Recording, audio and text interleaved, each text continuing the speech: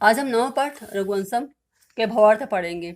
महाकवि कालिदास कृत महाकाव्य रघुवंशम को के प्रथम सर्ग से यह पाठ लिया गया है।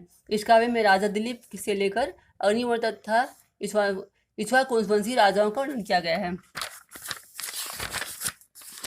इसमें हिंदी भावार्थ क्या कहा गया है? विद्वानों के सम्मानी व्यवस्तु मनु, वेदों में ओंकार के समान राजाओं में प्रथम थे कौन? राजा मनु।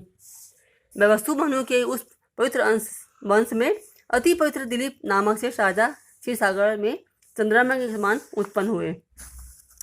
वे आकार के अनुरूप बुद्धि वाले, बुद्धि के समान शास्त्र का अभ्यास करने वाले, शास्त्राभ्यास के अनुसार उद्योग करने वाले, उद्योग में परिश्रम करने वाले और परिश्रम के अनुसार फल को प्राप्त करने वाले थे। यहाँ क्या कहा गया? वे आकार के अनुरूप बुद्धि वाले, जैसे इस प्रकार उनका आकार था उसी प्रकार की बुद्धि के समान शास्त्र का उनका अभ्यास था और शास्त्र अभ्यास के अनुसार उनका परिश्रम था और परिश्रम के अनुसार फल को प्राप्त करने वाले थे। प्रजा के कल्याण के लिए उनसे कर लेते थे, यानी टैक्स लेते थे, राजों से लेते थे। तो प्रजा के कल्याण के लिए उनसे ही कर लेते थे।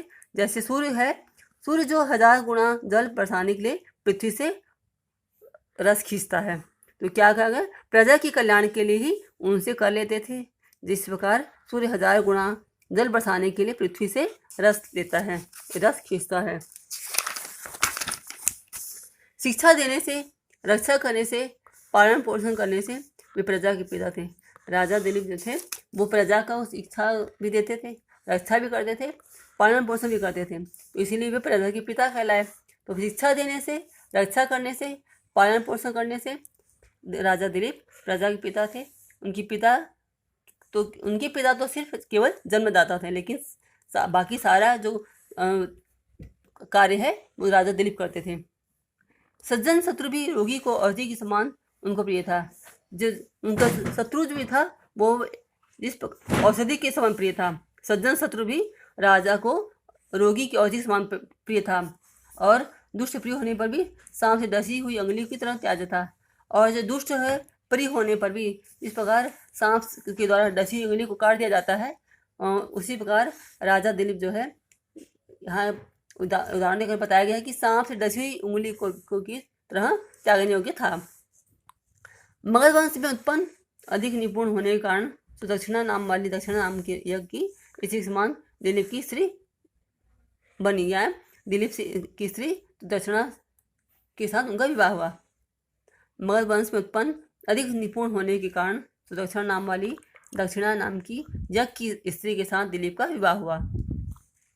उसके बाद पुत्र की इच्छा से ब्रह्मा की पूजा करके वे दोनों पुत्र पति पत्नी कुलगुरु वशिष्ठ की आश्रम की ओर चले गए। पुत्र की कामना के लिए ब्रह्मा की पूजा करने से के लिए वे दोनों पवित्र पति पत्नी वशिष्ठ कुलगुरु के पास उनके आश्रम की ओर चले गए।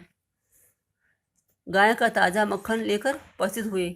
विद गोपों से जंगली वृक्षों के नाम आदि पूछते हुए वशिष्ठ के आश्रम में पहुंचे। गाय का ताज़ा मक्खन लिया और उपस्थित होकर विद गोपों से जंगली वृक्षों के नाम पूछते हुए वे मुनि वशिष्ठ के आश्रम में दोनों पति पत्नी चले गए।